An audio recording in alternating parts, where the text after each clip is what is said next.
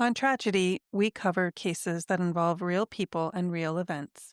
Episodes may include discussions of violence, criminal behavior, and loss. We share these stories to honor those impacted and to raise awareness, but they may not be suitable for all audiences. Listener discretion is advised.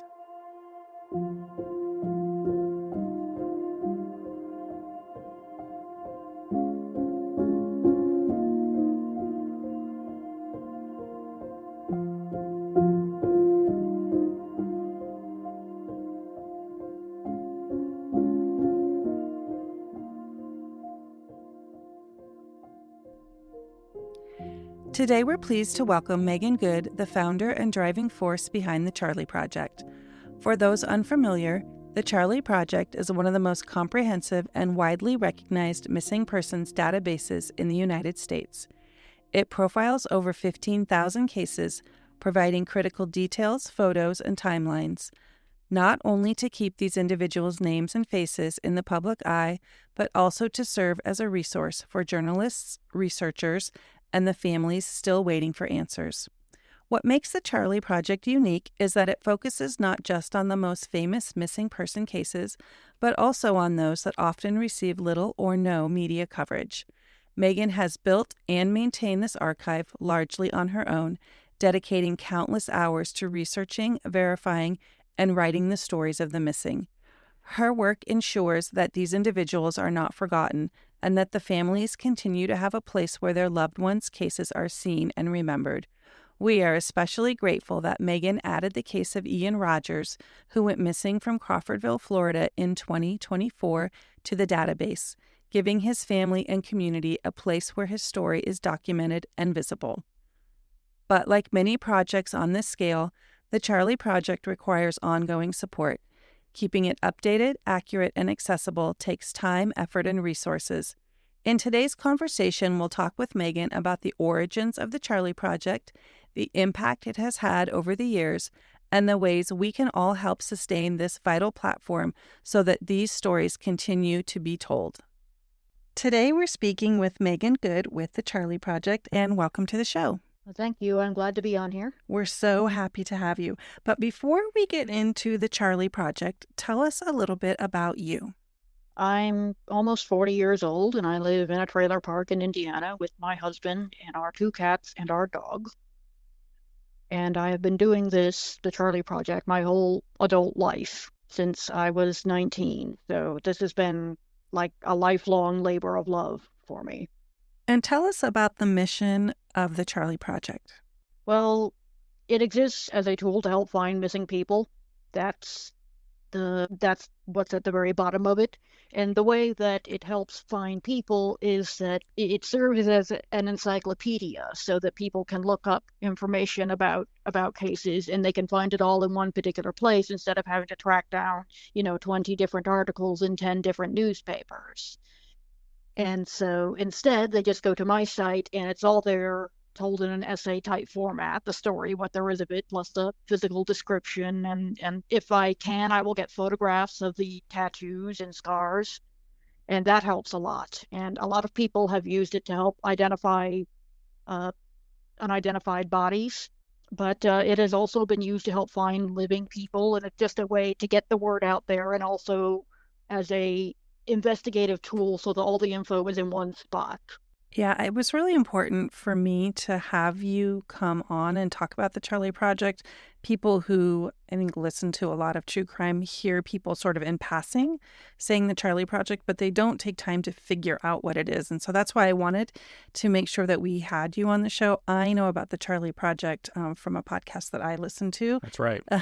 And you are cited, the Charley Project is cited quite frequently in that particular podcast. And I started looking into it. And then when we had our first missing persons case, Ian Rogers, I reached out to you, and I would think within like 2 or 3 days, you had Ian uploaded onto the project. And I know Ian Rogers' family is very, very thankful for that. So I just want to personally thank you for your work on that and how quickly you were able to get him onto the Charley Project. So thank you for that. I was glad to be able to put him on there to help the family. It's the only thing I can do, really. It's a lot. What you are doing is so much for all the families who are involved. in something as unfortunate as this. So tell us how the Charley Project got started and how you came to it so early in your life. I have autism, and one of the things about autism is that autistic people tend to develop some really intense interests in some very narrow, often peculiar topics. And for me, one of those special interests is missing persons. And as a teenager, I got in touch with a woman named Jennifer Mara who had founded a database called the Missing Persons Cold Case Network, which was similar to the Charley Project. And I started sending her information, articles that I found and stuff that she could add to her site. And so we wound up becoming friends. And tell us who uses the Charley Project. A wide variety of people use it. Police officers use it, and workers for like nonprofits for missing children. The National Center for Missing and Exploited Children uses it regularly, and we are in correspondence occasionally. And the members of the true crime community, either people who like run podcasts and TV shows and stuff, or the people who are involved because their families or they themselves were victims of violent crime. They use it. And people who just like reading the stories of missing people. I mean, there's all kinds of people who are involved in trying to help solve cases, and it's something that pretty much anybody can do. You just need the internet connection and the computer and like a couple of free hours a week. Or, this is something that you can do on your phone even when you're waiting in line at the grocery store trying to compare unidentified bodies with missing persons. And that's the way my site is used by many people. It's almost like the technological advance of the missing people posters that you would see at 7-Eleven and things like that. It's taking that information. It's a great deal like that. Mm-hmm. Well, based on your last comment, it's going to make me very curious at what people are doing behind me in the grocery store when I see them on their phones now. This never occurred to me. Walmart, I know, and a couple of other big stores like it, they have missing child posters up at the front. Mm-hmm. They do. Often by the front door. That's true. Yes, in those glass cases, right? Yeah. Yes, for sure. And tell us about some of the successes that have happened because of the Charley Project. Well, recently a woman, just like last week, a woman wrote to me saying that her son had been found as a direct result of what I do. Someone had been looking at the Charley Project, looking at his missing persons file, and made a comparison, a connection between him and a John Doe that was all the way across the country from where he disappeared. I mean, this man went missing from, I think, Florida, and he turns up in California. But someone was able to make the connection. It may have been because I had a photograph, a close-up photo of his tattoo. He had a tattoo on his, I think, on his leg, and that may have helped. But anyway, the mother told me, I heard from this person, and they told me that I should tell you what had happened. I want you to know how grateful I am. And I'm just glad that she finally found out what happened to her son. Even an unhappy ending is better than no ending at all. Yes, we hear that from Ian's mom. It's been over a year now since he's gone missing, and I think she just wants to know, right? It's this weird place of not knowing what happened to your child and just wanting some sort of answers. That's right. Yeah. So where would you like to see the Charley Project go, like in the next 5 years? What are you hoping for? Well, I'd like it to keep growing and having more people, in the database, and I'd like it to get better technology, I suppose. A very kind person put together the site for me for free in terms of the search engine and things like that. But I don't really know where to take it from there. I want people to know that I set up a Patreon for it recently, something which people have been asking me to do it for a year. Mm-hmm. But I did finally do it. Mm-hmm. And so there's a web page. Do you use other types of social media? Like, is there a place on Facebook people can go to, or Instagram? Right now, there is a Blue Sky account that is active. The Facebook and Twitter accounts haven't been active because of personal problems that I have with Facebook and Twitter. Mm-hmm. Right. Has your Patreon been successsul? I mean, I know it's new. Yeah, so far it has been successful, and this is really good because times are tough right now for everybody. Oh, sure. But, And I have a dog to feed, and he likes to pretend that, no one ever feeds him. But he gets 3 scoops of expensive dog food every day. Yeah, no, we were happy to see So that up. So as soon as we saw it, we put in $50. I think I told you that, Lisa. Yeah, and I had already donated as well, so Good. totally Thank you fine. so much. Oh yeah, We want to. No, absolutely. Yes. Once we understood what the Charley Project was and the fact that we keep hearing about it yes, show up in various conversations that we're Yes. having now that we've gotten involved in true crime, I want to make sure this continues going. And so anything that we can do to get the message out and to help, fund some of this, we're happy to do. Yes. Well, it feels like I was born to do this site. Like no one else except me could have done it. Like, it is difficult work for a lot of people to have to write all these terrible stories. And I'm the kind of person who isn't particularly bothered by that sort of thing, for example. You've been involved with the Charley Project for over 20 years. How has it evolved and changed? Well, when it started, I think it was only 6 months. A person only had to be missing 6 months before they could be added to the Charley Project. And then I discovered that that was kind of too much work for one person to do. And so I did pull it back to a year. And I've also, like I said, the site has gotten more technologically advanced because of that kind person, Preston Winfrey, who volunteered his time and expertise in that matter. And there's like a better search engine than there used to be. And I think I'm a bit more careful about the family abduction cases than I used to be. I don't add as many as I used to because basically I've gotten more experienced, and I found out that some children who are listed as like missing are not actually missing. Mm-hmm. There was one, there was one case, for example, where they knew where the girl was. She was out of state, out of their jurisdiction, and it was just they had never sent anyone to pick her up. Mm-hmm. You talked briefly about law enforcement connections. Can you tell us more about that? Do they reach out to you? Do you just know that they're checking the Charley Project? Like, how does that communication work? Law enforcement sometimes reaches out to me. They do it often enough that I know a lot of them must be, checking my site on a regular basis. They'll often, send in corrections or like if they'll get in a new contact number, they'll send that to me and say, hey, could you change the number so that it's up to date? Oh, that's good. So that they're making sure that things are, because they may have information that would need to be updated, but you would have no way of knowing that unless they're reaching out to you. So that sounds very proactive. And I'm always checking the news for missing persons reports and, always finding both new cases to put up and, old cases to update. Sometimes I will just go what I call fishing, where I'll just put in name after name that I'm drawing off the Charley Project, name after name into Google to see if anything new has popped up. Do you know approximately how many cases have possibly been solved as a result of the Charley Project? I know we talked about the first one, or the one that you mentioned earlier. I couldn't really guess because, frankly, most of the time I don't find out. Right. But at least I know of about a dozen or so, and there's probably at least twice that many that I don't know about. So we're talking at least 24. But when you consider it's been a very long time, there are thousands of cases on my site.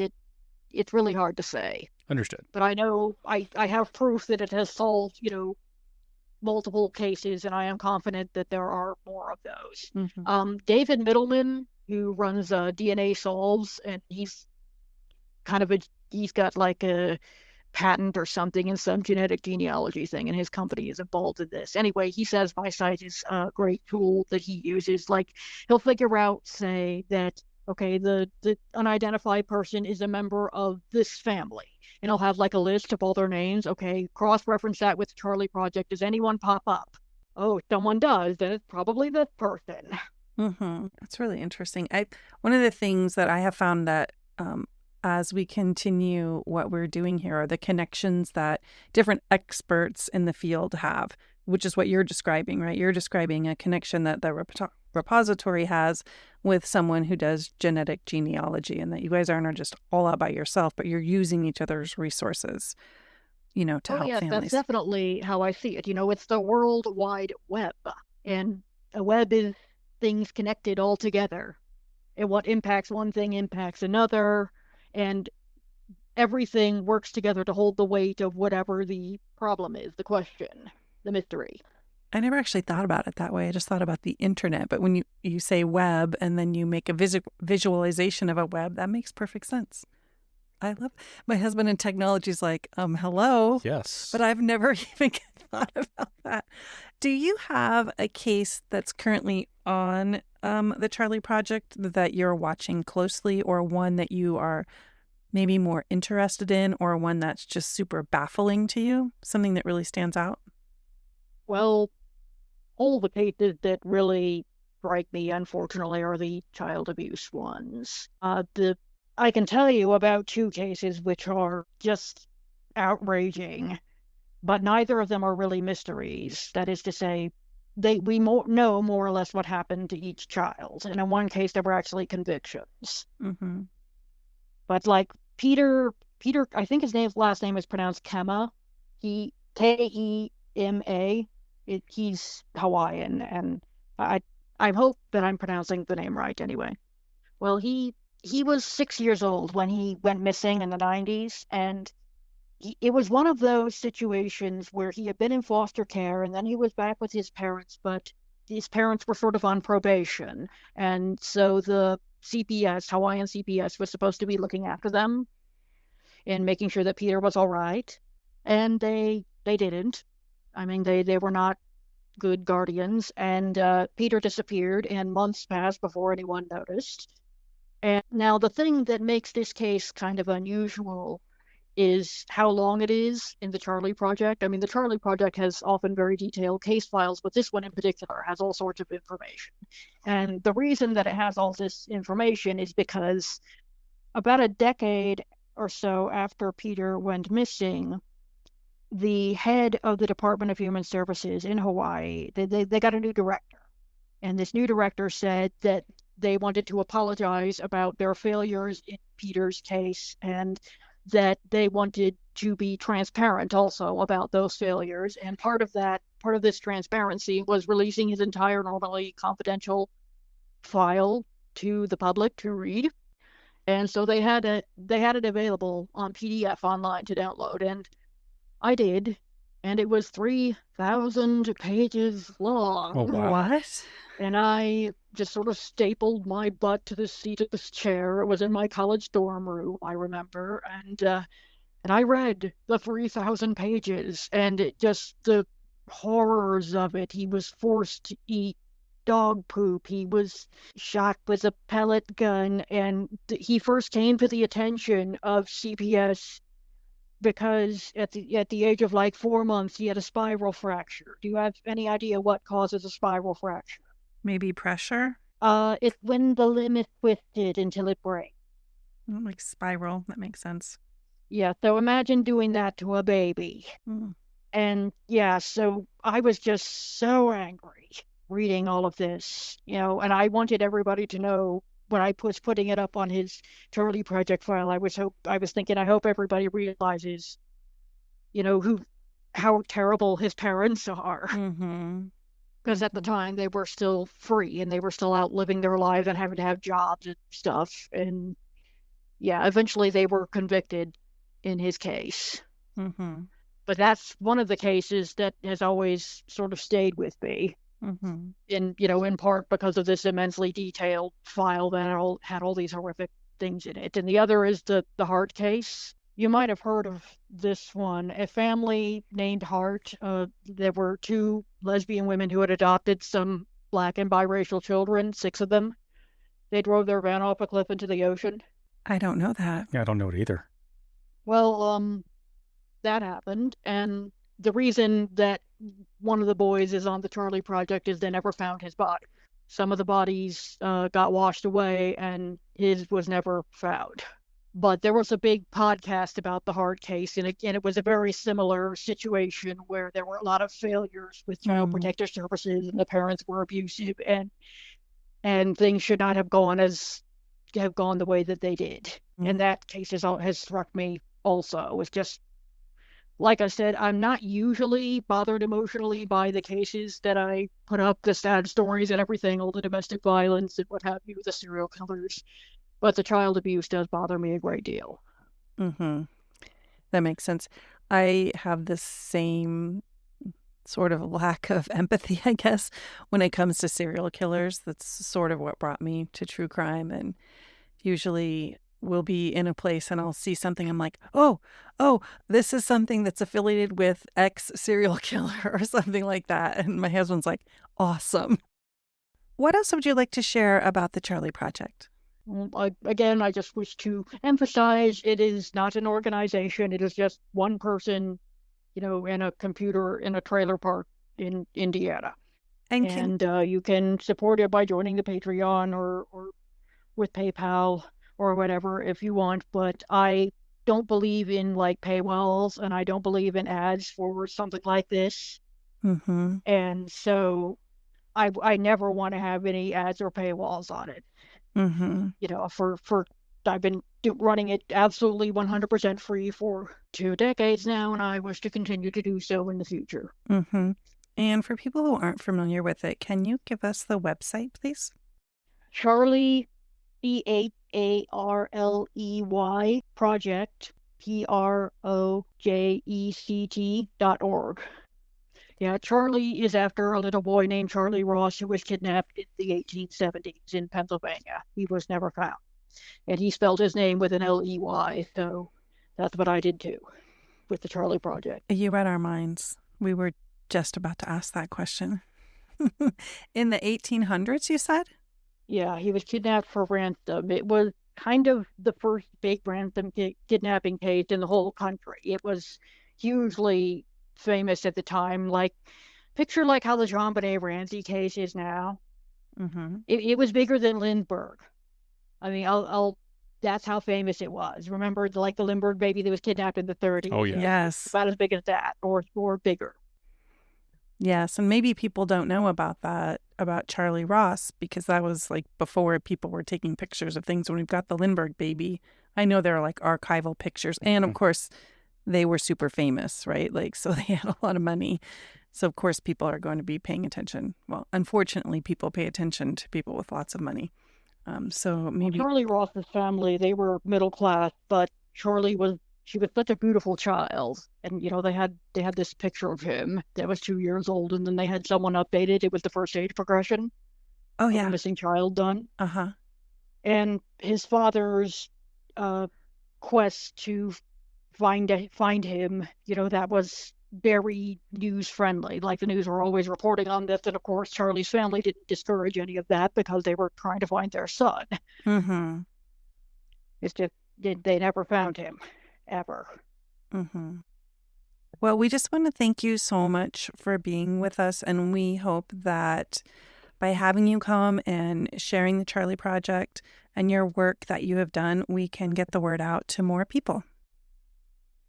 That is my wish also. That's what I've been trying to do, all the time, basically. Yeah. You've been listening to Tragedy, a true crime podcast. Our purpose is to honor victims by sharing their stories through the voices of friends, family, and those whose lives were forever changed. If today's episode resonated with you, we encourage you to follow, leave a review, and share the podcast so these important stories continue to be heard. Together, we can preserve their memories and ensure their voices are never forgotten. If you have ideas for cases we should cover or questions about what you heard, you can connect with us through our Facebook group, Tragedy, a True Crime Podcast, on X @Tragedy Podcast, by email, tragedyaTrueCrimePodcast@gmail.com, or by visiting our website, www.tragedyaTrueCrimePodcast.com. Thank you for listening, and we hope you'll join us next time.